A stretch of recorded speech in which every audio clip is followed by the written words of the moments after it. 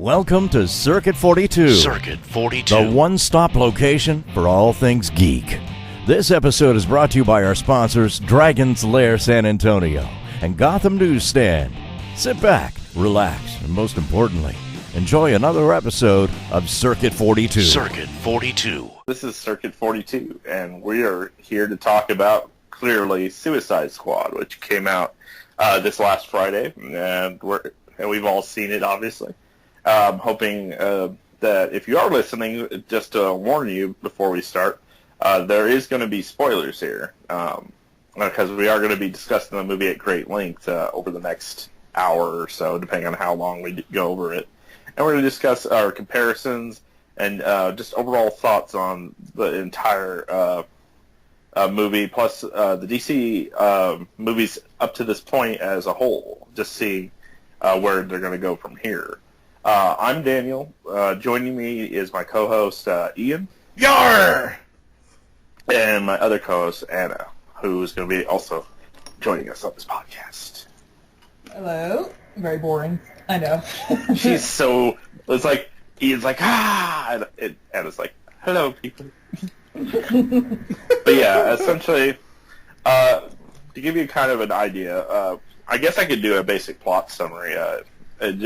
Just like I said, we are doing spoilers here, so if you haven't seen it, you probably should go see it if you're interested in seeing it. If not, if you just want to listen to what we think and make your own determination when you go, if you want to see the movie or not, that's okay too.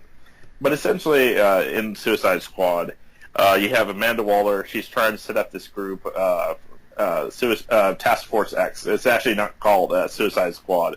It's actually penned by the horrible actual usage of the word. Some kind of Suicide Squad, which actually does happen in the movie. God damn it! But anyway, so she tries to develop a team to essentially deal with the fallout from Superman, Batman, and now Wonder Woman. But yeah, the new characters that have come out, basically the metahumans in general, that are starting to pop up everywhere. They basically want to create this team based on basically villains that will be able to do the jobs that normal heroes wouldn't be completely okay with. Plus, it can be under the radar, so there's no possibility of them taking the fall. Like, if they screw up, they can always be blamed. So she hires a team of Slipknot, Harley Quinn, Deadshot, Captain Boomerang, the Enchantress to a certain extent, El Diablo and Katana. Slipknot, isn't that a rock band? Way before that band, Slipknot. But and finally, their leader, was it Colonel Flag or Captain Flag? I didn't know which way they went. Well, they called him Red Captain Flag. He's been both before. I think I'm not sure if they did They Colonel called him Flag or Captain- Captain Flag. They called him Captain. But it was Flag. definitely Flag Jr., not Flag Sr., which was in charge of the original squad from the 40s. But we're not talking about that group right now. But essentially, it gets the group together, and they install the chips that blow up, that would throw up. Oh, I forgot Killer Croc, sorry. He was also in it. He's apparently brooding and alone because reasons that they didn't really get into. I love when he crocodile swims, by the way. I love that he literally swims like crocodile. It's kind of adorable. Yeah, he actually has his... They actually give him his whole sewer jail cell. I was like, okay. I love that. Sorry. What's up? Oh, go ahead. I was saying I love how they had him crawl into the water like a crocodile. Right? Too. It was adorable. Yeah. Yeah. I love how. But yeah. I'm sorry. I was just about to say. I love how they pointed out something that was used in the animated series as well. That he really wasn't this monster. It was the fact that people treated him like an actual crocodile that kind of turned him into this. Just like when you have the episodes in the cartoon, like the one where he found the circuit, the sideshow performers, and the one with him and Baby Doll. Yeah. And this kind of touched on that same thing. I really like that, instead of just turning him into a mindless monster. Right. Yeah, I appreciated that.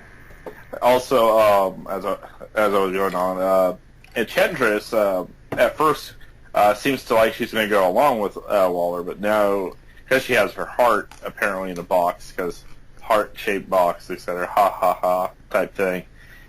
She basically gets her to work for her a bit, but she rebels, releases her brother, and she becomes essentially one of the big bad guys of the movie. And the squad's basically sent in to save somebody that's basically been captured. Well, to make a long story short, essentially, she's the one that's been captured. They're basically extracting. They finally are like, we're done with this. We don't want to do this anymore.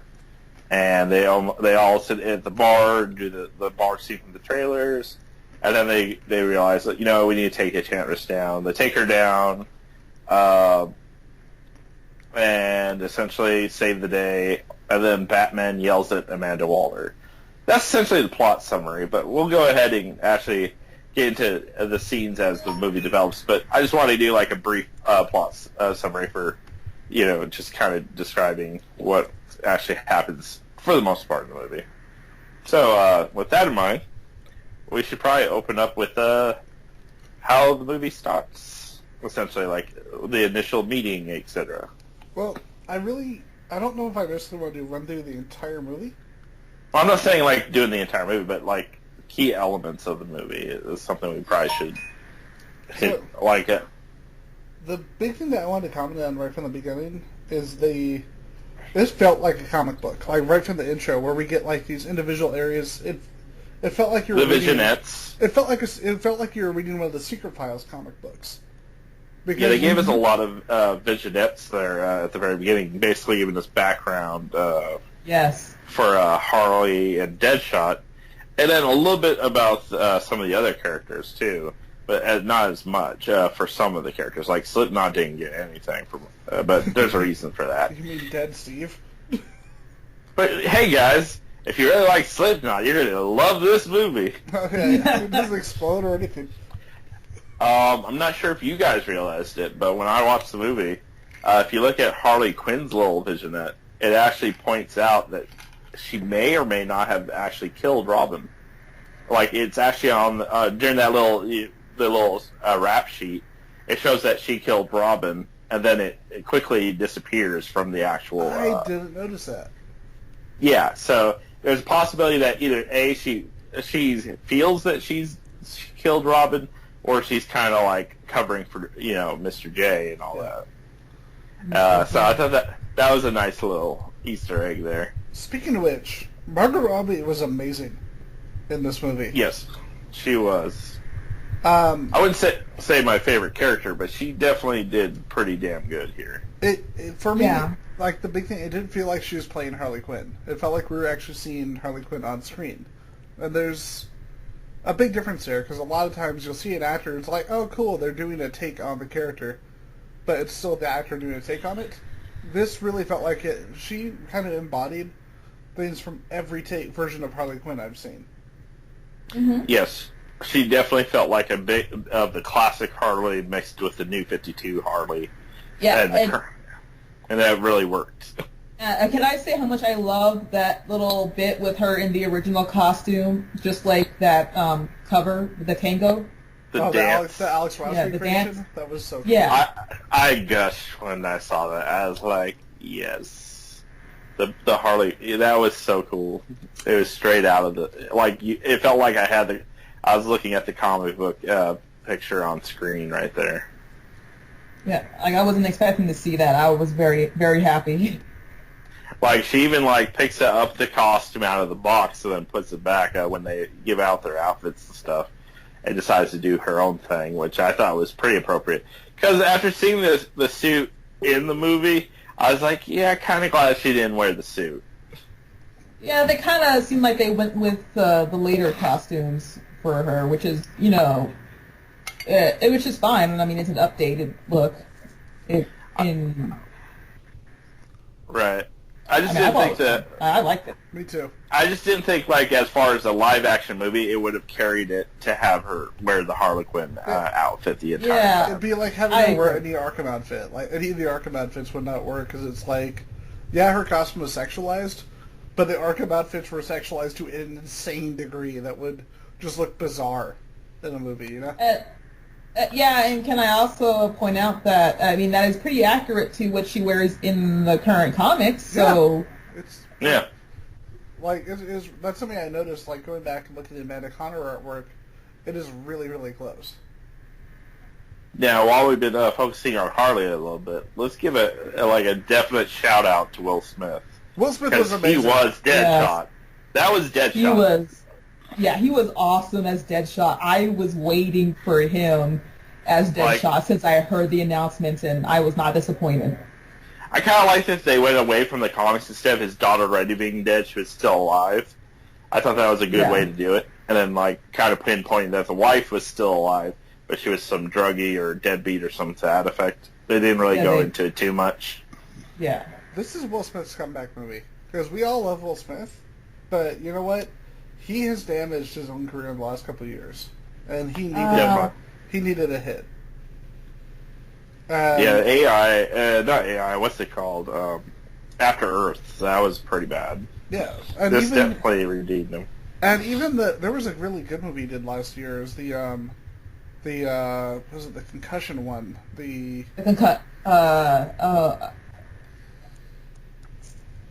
Concussion. There you go, concussion. Yeah. We're movie peoples, but All of the peoples. But that was his last movie, and it was a really good movie.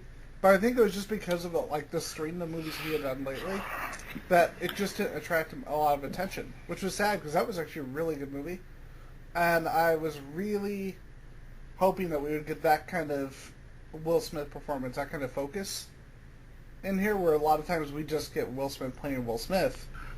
And yeah, he did that kind of really strong, really personal performance. Oh yeah, I love how even when him and Batman kind of get mixed up, his daughter steps in front of him and prevents him from shooting. That was sad. It's Batman. I think that scene also was supposed to be a drawback to the comics because every time Deadshot wanted to shoot Batman, something interferes. In this case, he wanted to shoot Batman, and there was his daughter. That was a really emotional scene. It was really well played. And then David Ayer is just a freaking pro as far as a director. They could not have got much better. But Anna, what do you think of what do you think of Will Smith in the movie? I thought it was great. I thought he was great as Deadshot, Floyd Lawton, and I liked. I loved it really looked like he went to the range and just got really good at shooting guns, which I also like. He clearly really put himself into that role. He really, I just thought he was just amazing. I love his relationship with Harley Quinn, how they started to form that kind of friendship and bond a little bit. I thought that was genuinely nice. I also felt like it's like he really delivered on. I felt like he delivered on that part. I know some people were concerned, but I definitely wasn't, and I feel vindicated. Regarding the relationship with him and Harley Quinn, I thought it was me and Jen were talking about this, my girlfriend, and we both agreed that it was really interesting to see that you had this.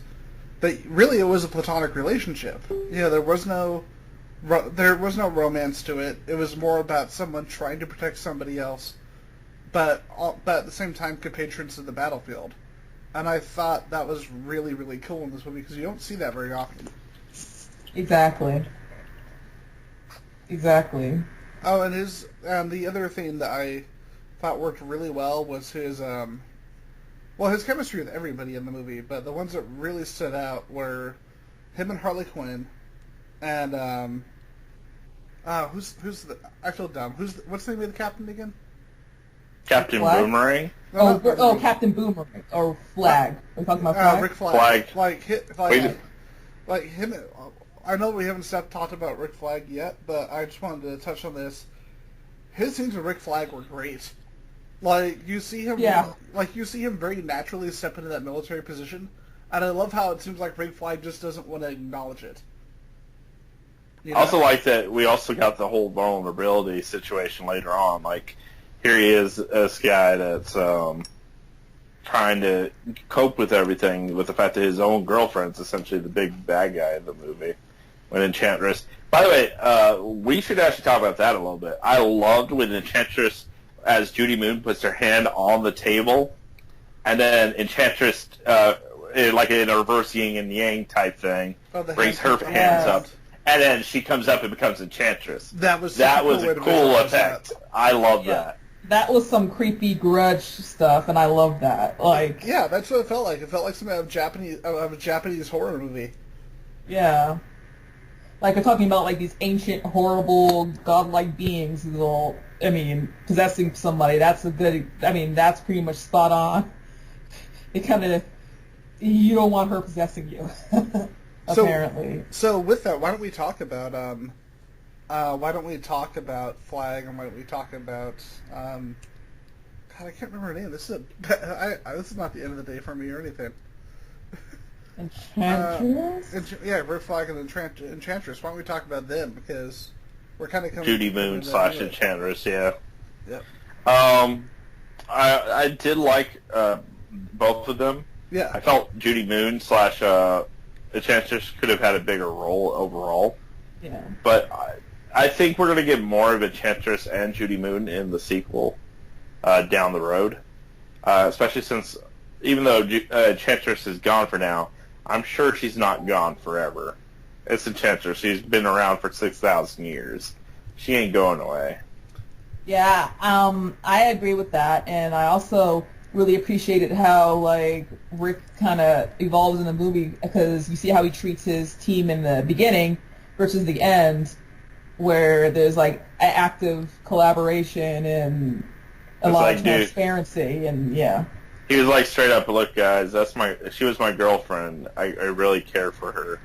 And then he starts opening up, like, giving Deadshot his daughter's letters and all that. The funny thing is, like, it's a character, especially in the first half, who would be so easy to make bland. But Joel Kinnaman did a really, really good job not doing that. Like, he brought a lot of personality to it. And it's so funny that, like, most people just know him for, like, the RoboCop remake or kind of B stuff like Run All Night and Safe House. But if you watch House of Cards: The Killing, you know he's a really good actor. And I'm glad that they picked him for this part instead of just generic soldier, like generic Buzzcut number 5. You know what I mean? Yes. Yeah. And, sorry.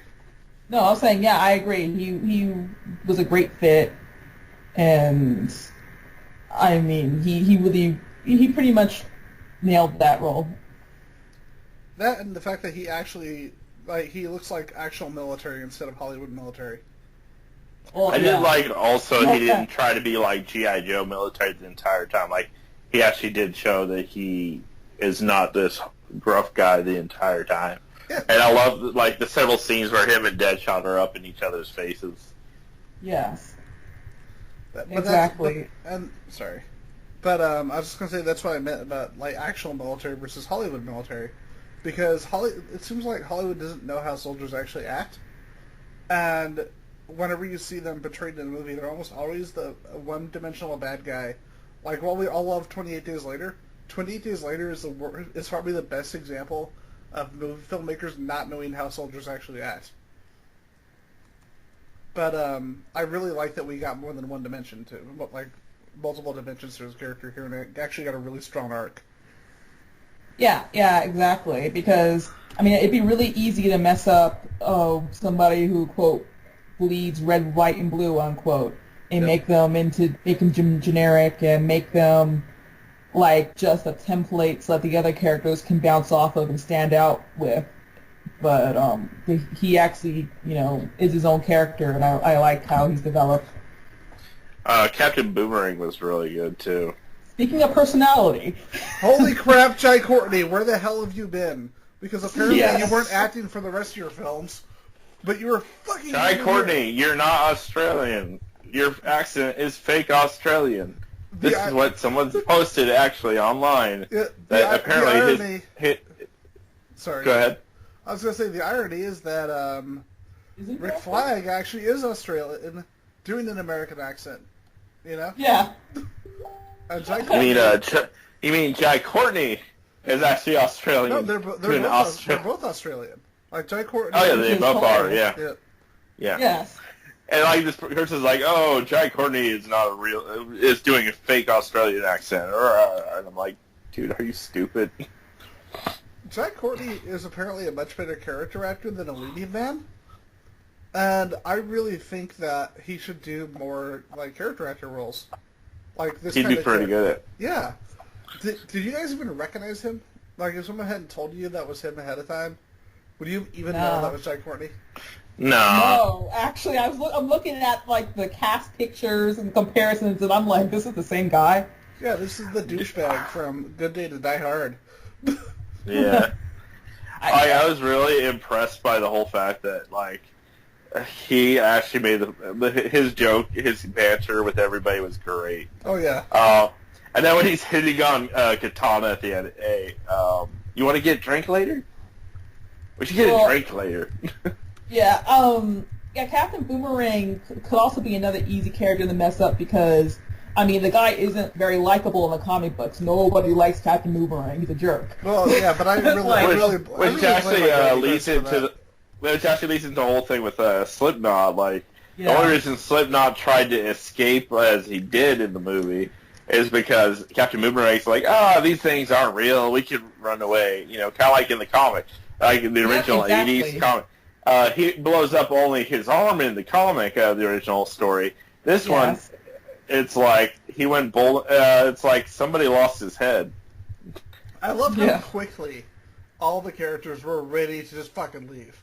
Like, you know, you had them pair up, you had Deadshot and Harley being like, okay, let's get out of here. And then all of a sudden they're all ready to, like, take off. Like, Harley's like, hey, just wait, we're going to get out of here. And all this. And it's like, and then, like, Boomerang and Slipknot do the thing, and then Slipknot does his little climbing gear, whatever he uses, and it's like, shoot, shoot, boom! It's like, okay, so that's the end of that's why you don't see Slipknot in the movie that much. Yeah, like, great job, Slipknot. I did appreciate one thing with Slipknot. He was clearly a character designed to die. And I think it was a little bit Have you better. seen the comic book version? Oh, I know. He lived, though. But I think it would have been better, like, to do what to bring up another movie. Like, X-Men First Class. With Darwin, I didn't expect him to die in that movie because I get you on that. They gave him a lot of personality. It pissed me off too because he was one of the best characters in the movie.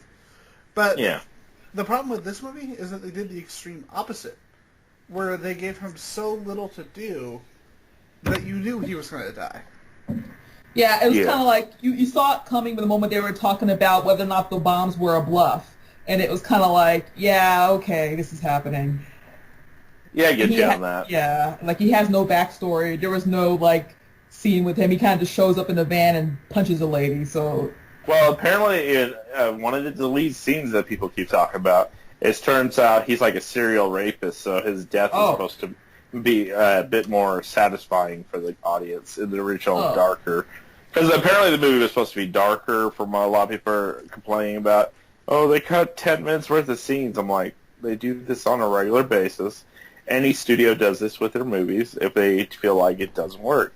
They may have cut back on certain scenes because it just didn't flow well. Like they cut out down the Lamborghini thing with Harley and Joker. Yeah. Yeah, it looked like it was a decent scene, but it didn't really do anything to help the flow of the movie. So I kind of understand why they would cut that. But these people are like trying to make this movie out to be like a completely dark movie that was never meant to be fun. And it's like, have you seen all the other trailers? It's been fun for a while. Granted, maybe they did some changes after BVS, but 10 minutes worth of cuts, and even David Ayer said this is his cut. I don't see an ultimate cut happening in this movie. It's not as bad as like BVS, which got 30 minutes, which pretty much crippled the movie when it got cut. Yeah. It's like, oh no, I missed the scene where Killer Croc threw up a goat. Oh no, I missed the scene where Judy Moon and Rick Flag went on a date, because that would have really built the storyline in some way. It would have given I'm her. not gonna lie. I would have liked to see Killer. What the hell is Killer that? Croc throw up the Was goat. that? Somebody just Yeah. farted all over the microphone. Yeah, apparently. I don't know who that was or what that was. Next But, time, Kev Cost. Wow. wow. We're classy. We're very classy ladies. Well, it's, So yeah, one thing really quick. One strength regarding the Slipknot death. It led us to not expect something else to happen near the end of the movie. yeah. I also like that, like, it kind of played toward the comics is like anyone can die at any time and no one's safe type thing.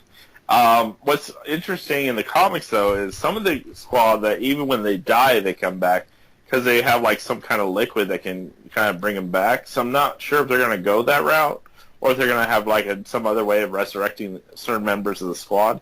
But like in the comics, like at one point, Amanda Waller says Deadshot's actually died twice, but they use like some kind of chemical that brings him back to life, like some kind of resurrection shot. By the way, So I'm like wondering. Go ahead. I just want to say one thing we have to touch on that I can tell we're all trying to avoid. When we were talking about the actors, Cara Delevingne was wasted in this movie, in my opinion. Which one? She played the Enchantress. Enchantress? Yeah, that's the definitely like I think we kind of touched base on it earlier. Like she could have been in the movie more. She was like gyrating the most of the movie, and I'm like, I get it. They were trying to make her look like mystical and dark, and I think I'm hoping that they'll- Emma they'll- Watson. I'm kind of hoping that they'll make it kind of like the demon Etrigan, where like yes, he's an evil character, but like when he needs to be part of a team, he'll work with the team, type thing. Like when she shows up in the future movies, type thing. Well, I mean, I think that I wouldn't have minded her being the big bad if they showed her doing more as the big bad. Like, I mean, beyond just making that machine and then this figuring out how to get out of that whole, control mess with the heart. I think that if they had shown her just doing more, she'd be more menacing. To be fair in that situation, I got a lot of the vibe in that third act of Avengers, where the third act really didn't matter too much because there was no like conflict. Like, oh my God, if we don't do this, these people that are aliens will somehow like if we kill these aliens, what's that mean to us? Like in this one, it was like those little magical creatures, so we didn't have to worry about like, oh, if this magical character dies, we don't have to worry about it because even though they were humans, they're now monsters, so we don't have to feel sorry for them like we should. I felt sorry for them. I was like, these are a bunch of people being forced into their death. Exactly. Like, it was like really, really upsetting, that part at least, that they're wondering what these people are, but we know that she's literally just transforming them from everyday people. They don't know it until they look at the watches and see that these were actual human beings. I'm saying she's kind of like in this movie in a sense like Loki. Like he's a decent villain, but like he didn't really do much in that third act of Avengers either. I mean, Hulk came in, punched him, that was it. But Loki had a lot more personality. He did have more personality, I'll give you that. He definitely had more personality. And like I said, I hope that they do work on her character more in the sequel. Maybe a little bit more Joker would have been fine in the movie. And some more speech from Killer Croc. Yeah. But from what we did get from Killer Croc, I did like that he was like, "What are you talking about? I'm handsome." Dude, I love that line. That was one of my I'm beautiful. I'm beautiful. That was one of my favorite it was like, of that movie. fuck your beauty standards type shit right there. I'm beautiful.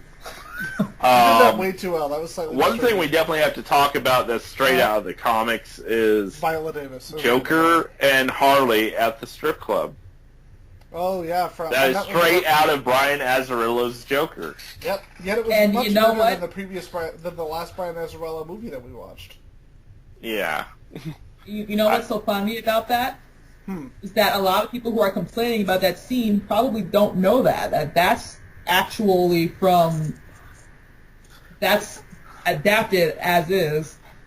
Yeah. Well, I mean, they no, didn't go as far 90% to of have social Harley network- come on stage with her tits out, etc. But Harley was definitely gyrating in the background, essentially like a stripper. Well, let's be Yeah, honest, joke- though. 90% of people on social networks don't actually read comic books. They just comment on them. Yeah. Now, as far as like the guy he kills in the bar too, that's essentially the same guy in the comic that was like, "No, I don't want to mess with your girl. That's your girl," and all this. And in the comics as well, that he basically blows his head off.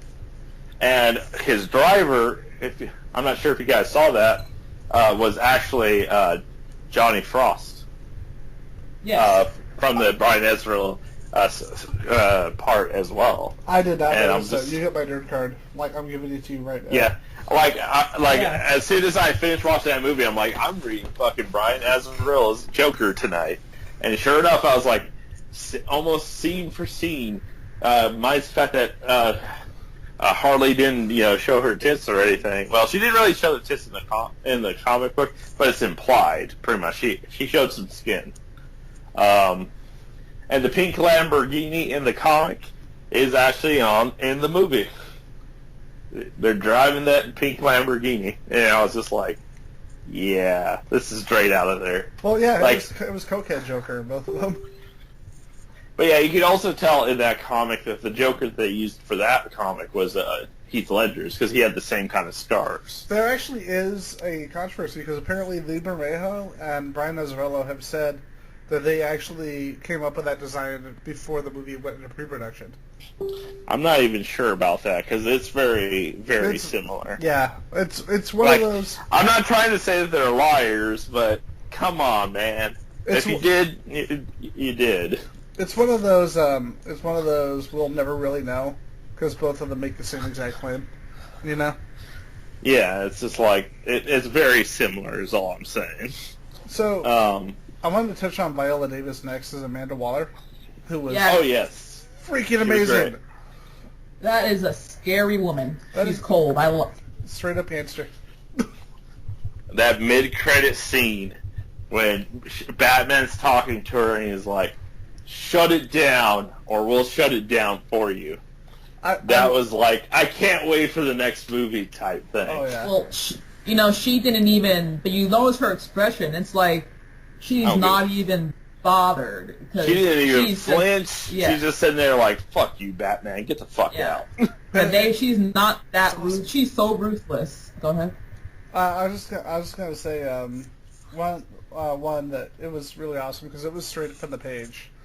And second, I like something else they took from the comic book. And Dan, as you keep reading the Ostrander's Suicide Squad, you'll note this as well. That phone call scene, I really liked it. The one where she's just talking to someone on the phone, but we don't know who it is. And it Yeah. gives us that little bit of humanity that she does have, you know? Yeah. Well, yeah, Um, considering she's lost her family due to gun violence and stuff, like before she became who she is now, like she's pretty much like a villain, but on the good side. She even has an origin story. Yeah. Come on, man. Terry McGinnis just loves her. Mm. Yeah. Yeah. I What's up? What was it? One thing we definitely forgot to touch base on, and I'm kind of surprised we haven't talked about it. Probably the best part of the movie, El Diablo. yes. Oh my God. He was my favorite Taco character, Santana. Dude, Jay hands Hernandez down, is, best character. Jay Hernandez is such an underrated actor. Like I remember, even though it's a cheesy movie, when I saw the movie Hostel, it wasn't a great movie, but he was really good in it. That's the first time I saw Jay Hernandez in a movie, and he's one of those actors who seems like an actor waiting for a hit. And I really hope, and I really think this is the movie that's finally going to get him in the public eye. You know? Right. And Yeah, I love and, how he has this dark past and everything too. I What mean, were I you love. saying? What's up there? I love that. I was saying that I love the tattoos, and I love how they kind of modernized his look for this movie. Yep. And I liked how he transformed into that fire god near the end. Like, I was not expecting that, and I did not realize that was even going to happen until it did. It's like he finally found his purpose, and I was like, that's cool, man. He was unrecognizable. Like, if you look at what Jay Hernandez looks like normally, and then you look at him here, it's like, that doesn't look like the same person at all. Yeah. And I love how, like, throughout the movie, they kind of gave a transitional part of his story. Like, initially, he's like, I don't want to do any fire. I hate doing this, because at first I thought, well, he did kill a lot of people in that building. And then you find out later, it's like, oh, shit, he killed his family. And this is why he doesn't want to use his power. Like, everybody's giving him shit about not using his power, and then finally we're like, well, fuck, I don't blame this guy. Yep. And he finally owned it and everything. I've just been really happy with this entire movie, but we still have two more of the main cast members to touch base with. We did talk a little bit about Killer Croc, but the big one we haven't talked about yet would be Jared Leto. I actually was surprised. I was actually impressed with his performance. Well, I mean, granted. What's up? But Oh no, I was saying that a lot of people were concerned because they were worried that because Joker's such a big character and he's not Suicide Squad, he's Batman's villain, so they were worried that was going to take away from the purpose of this movie. But I mean, I thought that it was. I didn't see an issue with it. I felt like it was actually good. Yeah. I love how the movie didn't just try to downplay his entire relationship with Harley. Like, I thought they were initially going to go with, he was with Harley, but over time they've moved apart, kind of like in the comics. But no, they were still hardcore in a relationship, and he does everything he can to basically break her out, even deactivates her chip so she can actually escape with him. And even saves her by pushing her off the helicopter. Well, as far as we see, I mean, it could go either way. I love how they kept that kind of open. Like, you weren't sure if he was trying to kill her or if he was trying to get her out of the helicopter before it blew. Yeah, like, my theory is that, like, if we're seeing it through her eyes, and she's thinking, oh, it's Mr. J, he's trying to save me, but everybody else is kind of like, did he just push her out of that helicopter? Yeah, I love how they leave it ambiguous. Yeah. By also, the way, like, Jared Leto doesn't age. He's 45 years old. That dude is, like, I still remember seeing him in his first movie, I think it was Fight Club. What was his first movie? He's done a couple of movies, but Fight Club was the one I noticed him in. First noticed him in. He was the albino dude. Yeah, what was the name of that movie? Angel Face. Yeah, Angel Face. The one they got his face pretty much mashed up by Edward Norton's character. It was like that and American Psycho back to back. Those are like the two movies that I really started to And of course, Requiem for a Dream was the big, like, holy shit, this dude can act. Well, I knew he was going to be great in the movie. It was just the design that threw me off. And honestly, it worked. I still think the damage tattoo on the forehead was kind of silly. But I really liked the almost like... I didn't feel it was as distracting. Kind of feel like, I'm glad it didn't feel as distracting as I initially thought it would be. Yeah. Like, I thought it would be like he'd walk around and all you would see is damage. But you look at the damage tattoo and it's kind of like faded, so it's not in there to be like, oh, I'm damaged, blah, blah, blah. Go ahead. I was gonna say, I had seen somebody say in. They said that the damage tattoo, the one on the forehead, was supposed to be a reference to one part where the Joker did get shot in the forehead as some kind of adaptation or something. That's what they said. Rest in peace, when he got shot in the head. Yeah, I remember that. Yeah. Yeah. Now seeing this movie further, though, it kind of debunks the whole Jason Todd theory that people had. Like, it would have been not Jason Todd. Yeah, this is not Jason Todd. This is Joker, or at least a variation of Joker for this specific movie's universe. I definitely think in the Batman movies we're definitely going to touch base more on the Jason Todd thing, because that keeps coming back as kind of like a trope in the DC universe so far. And I think we're going to eventually have Red Hood at some point, which would be fucking cool. So, Yeah, it would be. I can't pronounce his name, but Adewale Kenya Bajan. That's his name. The God. guy that plays Killer Croc. Yeah. Like we said, He was also in Oz as a very awesome character too, and a couple other movies. Was he in Lost as well? Like that was one of the ones. Yeah, he was in Mr. Lost. Yeah, he was Mr. Echo. Yeah, it was Mr. Echo. Yeah. Yeah. Oh, it's Adewale. Yeah, Adewale. Yeah. He had a. Ian can pronounce good. No, I can pronounce Adewale. I just can't pronounce the rest of his name. Anyway. But, even though he had a small part, like we said, he did a lot with a small role. Yes. Like at first he was very quiet. He was still dealing with his stuff. But then when he started opening up near the end, it was really good. Yeah. I was going to say. With Joker, though, if you do see the movie, just realize he's only in it for like 8.5 minutes, roughly. But his scenes do actually seem to keep him in the movie a lot longer than it seems. Like, people are saying he's barely in it, but when I watched it, it didn't feel that way. Well, it was spread out well, and every scene he had impact. Like, the only time, like, it felt like we could see his loss was when the helicopter down. We thought, well, maybe Joker's dead. And then when he storms in at the end of the movie Oh my God, that to was save great. Harley again, I was like, yeah. Well, he's got Joker immunity considering he's the Joker, and I love the Harley fake out because for a second it was kind of convincing, and then when she turns around, that was just great. yeah. Yeah. Are you talking about when she goes up to Enchantress, like, yeah, I need this type thing?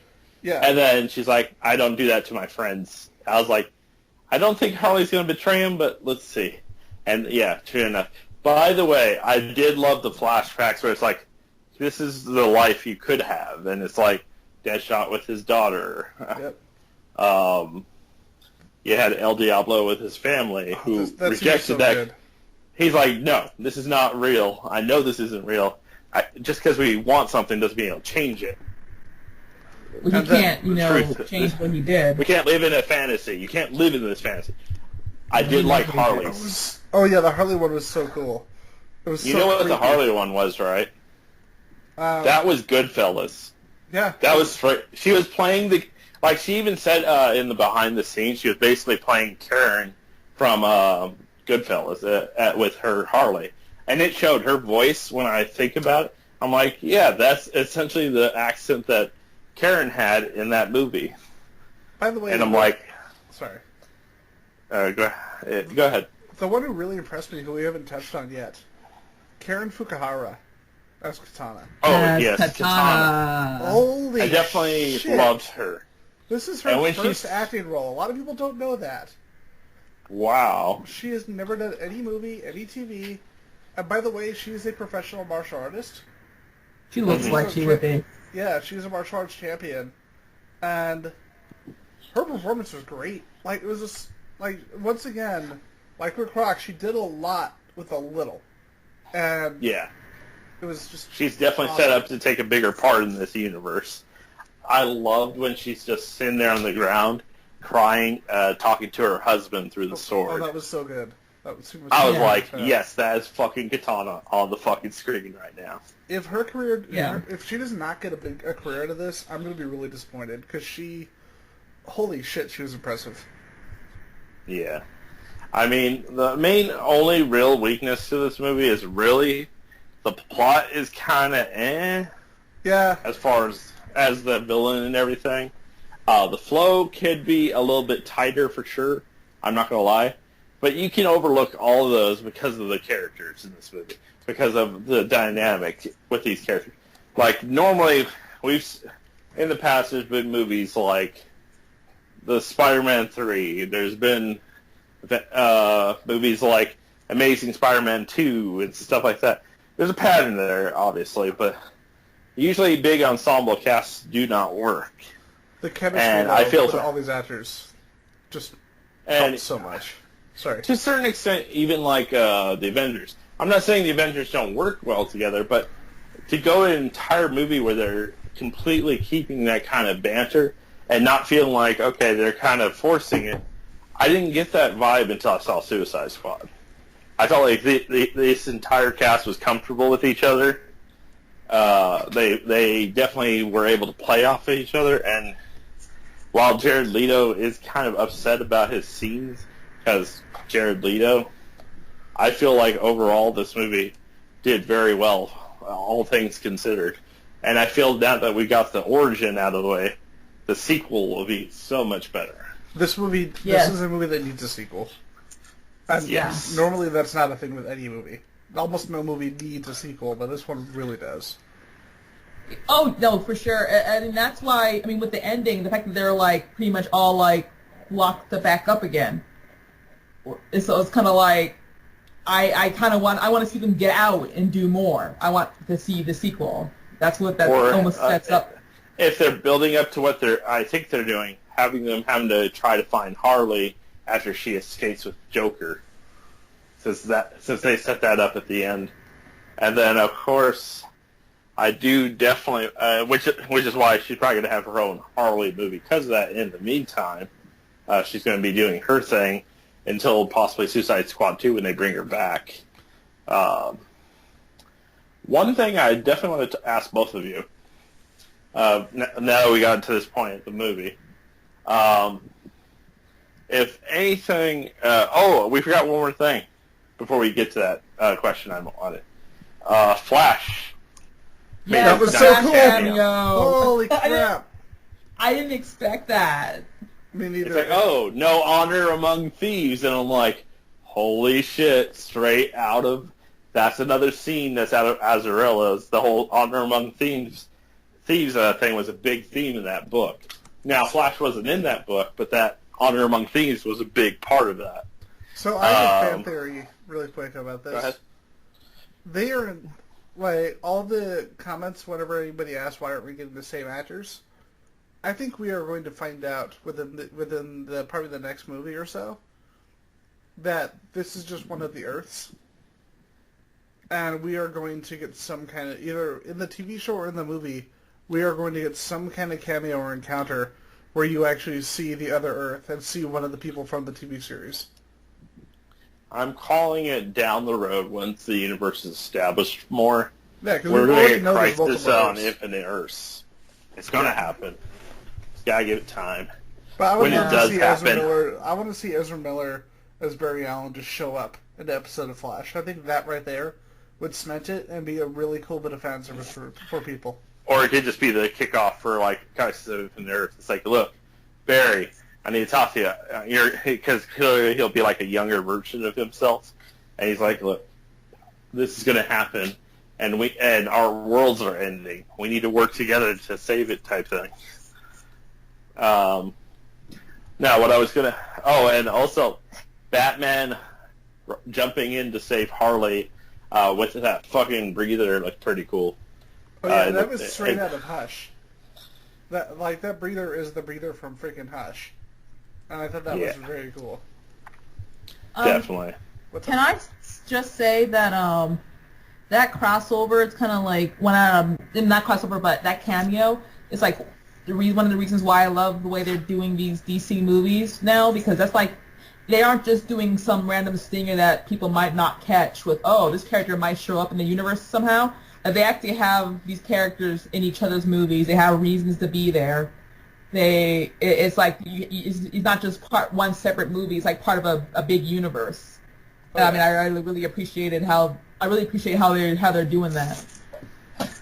Now, with that in mind, I do have two questions for you guys. What's up? Our first question is, with the fact that there's going to be a sequel, undoubtedly they're going to be adding more people to the team. Is there any specific member, villain, past or even present, that you would like to see on the squad? I've got That hasn't been there before. Go ahead. Now, because we've already established that we can take heroes and put them in the story. They don't necessarily have to be one of the villains. I want Zatanna as kind of a... Because we already have the Enchantress, how about something like that on our side? On the good, on the squad side. Bring in Zatanna for that.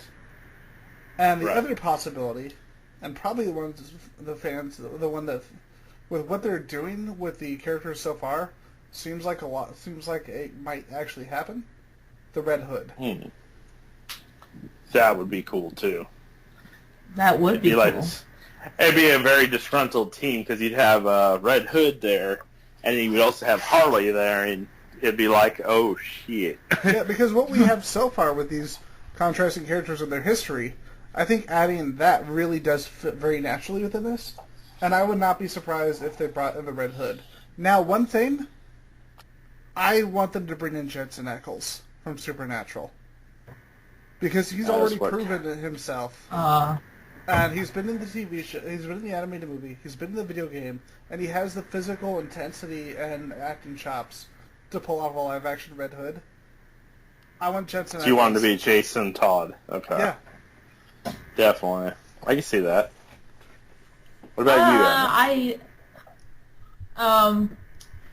Actually, I agree that Jason Todd as Red Hood would be a cool thing to see, and then, I mean, we wouldn't even necessarily have to be a part of the squad per se, but just to see him there at some point would have been awesome.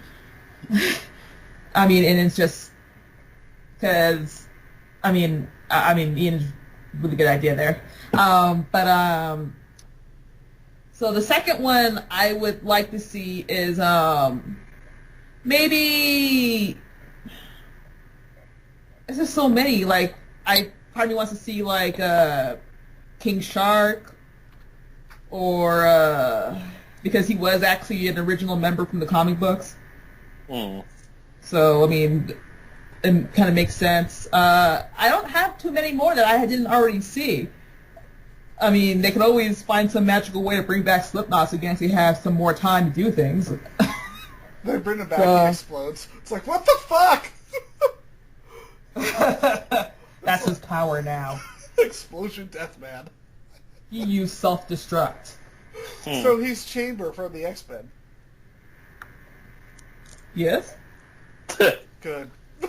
But for me, definitely King Shark. Like, I like King Shark in 52, while he is a shark and he is dangerous, he actually has this whole dynamic where you could tell he actually is a very highly intellectual character with a little bit of a side to him that not many people know because they're so afraid of him. Like when at one point he's reading The Roomie when he's in his jail cell in one of the comics. I'm actually looking at a picture of that right now. Yeah, like he's sitting there reading the Roomie novel, and it's like you could tell like he's a very tragic villain. Like he is a victim of necessity of being a shark that's kind of a mutated shark, and I also like that over the years he's also been like in different variations. Like he's not always like this time, like in this like the current version of King Shark, like he's a hammerhead, but he's been like a great white. He's been a whole different versions of himself, which is kind of interesting way. So there's always like a different take on the character. I still remember him in like the '90s Superboy, Mm-hmm. or as Max Landis described it, Superboy is a really weird like male stripper. Yeah. And like just the fight between him and when I was a little kid, I'm like, holy crap, Superboy's fighting a shark. This is the best thing ever. But yeah, I think he would be a great thing to bring to the actual team, mainly because while you do have King Croc, Killer Croc. I am King Croc. Bring me my coins. I'd really like to see King Shark because he's been a big part of the team since New 52, and he's still part of the actual comics right now.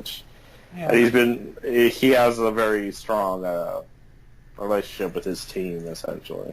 And he's pretty well known with mainstream fans because of the Flash as well. Yeah, that too. He did show up in the Flash for the Earth 2 episode as well. Mm-hmm. My second question, which will be definitely very. I'm actually kind of interested how this is going to go out over. So, since officially this is the last movie made before Zack Snyder put over the reins to Jeff Johns, is this the end of Dark DC? I don't. Or are we I going to hope still it have? is. I think. Like, are we going to lose it altogether? I don't think we will. I think if anything, we might see a little bit more of a balance. You know what I mean? I could definitely see that. And I'm fine with that. I just hate them to set up this whole universe and then go for the very everything's happy, everything's glad type world. You've clearly not read that much Jeff Johns if you think that will happen. Because I remember Countdown to Infinite Crisis. I remember Blue Beetle being shot in the head by, this is... Or Sue Dibney. Yeah. But, I guess the way I look at it is Zack Snyder, for all the hatred he gets, is a competent director. I mean, he got really screwed with Batman vs. Superman. And instead of the studio being like, you know what, we're wrong. I felt like they threw him under the bus. Yeah, he was like, well, it wasn't our fault, it's his movie. And it's like, well, y'all cut 30 minutes, what do you expect? And that is a more cohesive movie than what you gave us. I feel like having someone, though, with a really direct tie into the DC universe is going to help. Yes. What about you, Anna? What is your thoughts on the matter? Do you think there's going to be a big drastic change, or are they going to keep it mostly the same with some additional, more hopeful balances? To be honest, I hope they don't get rid of the dark DC because, I mean, I like dark storylines. I like complex storylines with flawed characters. Things aren't all pristine and clean and everybody's happy and there are no real consequences to things. I like dark storylines more. So hopefully, if they have to tone it down, at least keep it balanced. Like, because we can have those Ian mentioned with with Blue Beetle and then Sue Dibney and things like that. You can have dark things happen in a very balanced universe, but I mean you can't get rid of it because then you're going to lose what made these movies so complex versus what it could be. Because I mean, I'd be really disappointed if they got rid of the dark DC, to be honest. Same here. Yeah. I think, in a way, there is room for change. There is room for counterbalance, but like you guys said, we can go part of the way.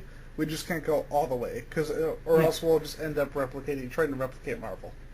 That's my big fear. Like, if Jeff Johns is like, okay, to fix it, we have to be like Marvel. I'm not sure if I'm gonna be cool with that. I don't think Jeff Johns is gonna. I don't think Jeff Johns is the kind of guy who's gonna do that. That's more Dan DiDio.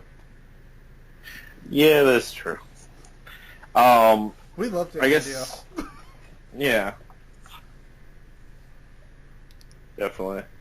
Yeah, overall, I think. Now, with that in mind, we've seen 3 movies so far from DC.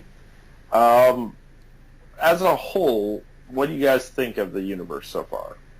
Not counting Wonder Woman, not counting Justice League, which and the Horizon.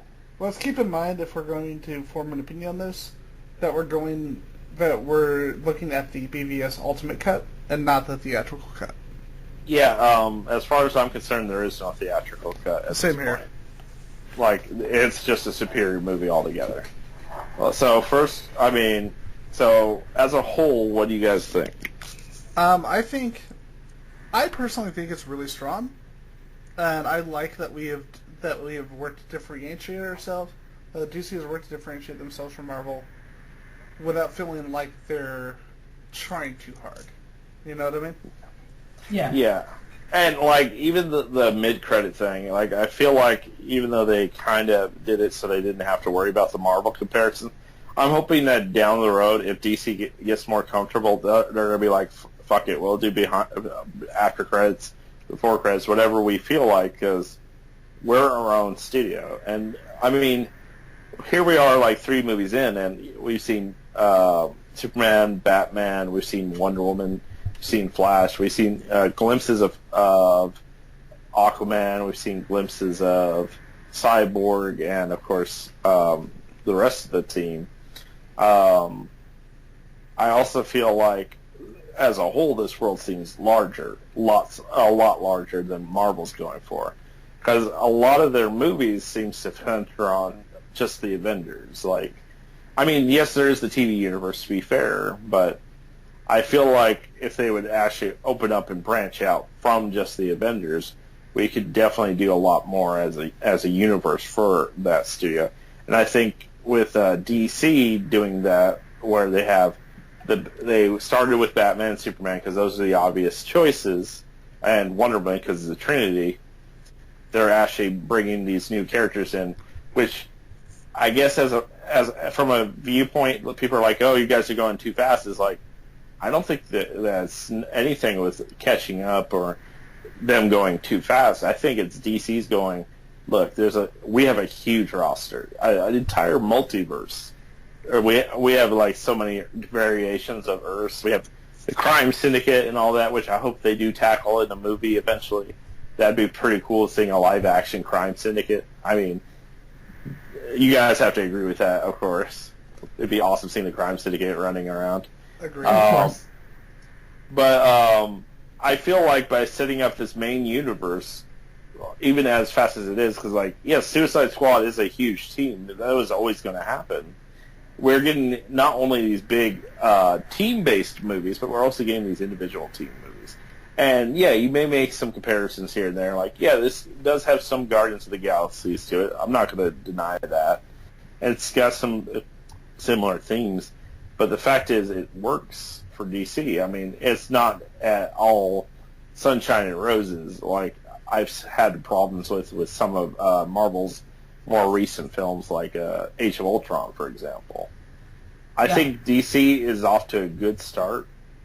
There is definitely some bumpiness on the roads. Like, while I did enjoy Suicide Squad, it wasn't, like I said, it's not a perfect movie.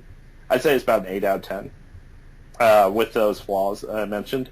I do want to see some of the deleted scenes from the darker cuts that made people uncomfortable during the testing, just to see what kind of movie would have gone with more Joker scenes or more of the other stuff that they cut. But I feel as the movie is, we got a great movie. I think David Ayer kicked it out of the park. It's just, as the comic fans as a whole, I think we need to understand that we can enjoy the Marvel movies. We can enjoy the DC movies. Yeah. And we don't have to be like, oh, fuck DC, you're not going to be Marvel, exactly. Or fuck you, Marvel, for judging us, we're better because TV, etc. I mean, we shouldn't be like that. I mean, as a kid, like, me and Ian, like, anyone that really read comics, it doesn't matter who you are, like, we dreamed of these kind of characters being on the big screen. And now they're actually there, from Marvel, from DC, and it's fucking amazing. And the fact that we're still doing petty squabbles about this is better than this because of, like, some rivalry thing, I think that's ridiculous. Like, I found it pretty awesome, like, even when David Ayer did the whole fuck you thing, like, Stan Lee came at it, basically responded to it with a very positive message, and then it was like, David's like, you know what, you're right, I respect you, I mean, you're my hero. And it's like, from when I was a kid, because I read your comics and everything, and even like Kevin Feige, who works for Marvel, is like, dude, I was looking forward to Suicide Squad. Kevin, to really, Feige. Gotta be that. What was guy. that? It's Feige. Yeah, I don't know how to say his last Kevin, name. weird name. Kevin, weird name. Anyway, yeah, Kevin, weird name. Like, even he was like looking forward to Suicide Squad, and just to build the comic universe as a whole. Like, I don't get, like, people just have to go out of the way to shit on people who enjoy a movie. I see a lot of people, like, if you say you liked a movie, you get crap for it. If you don't like the movie, people, like, attack that person for it. I don't get it. It's like, you didn't like the movie, that's fine. I mean, that is your own opinion, but don't bash on a guy just because like he has a different opinion from you as far as a comic book movie. Yeah, because at the end of the day, the Cinema Discussions. Keep that the Cinema Discussions group on Facebook.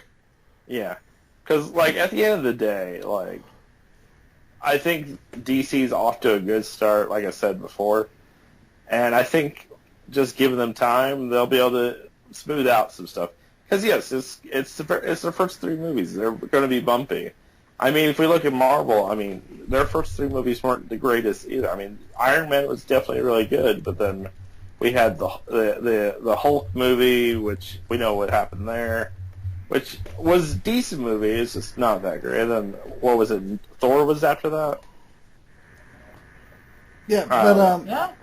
I think away from that, I'm gonna give a controversial opinion. While I really like Man of Steel, I think Man of Steel is actually the worst of the three. It's a really good movie, but it still felt like they were trying to make a movie instead of a comic book on screen.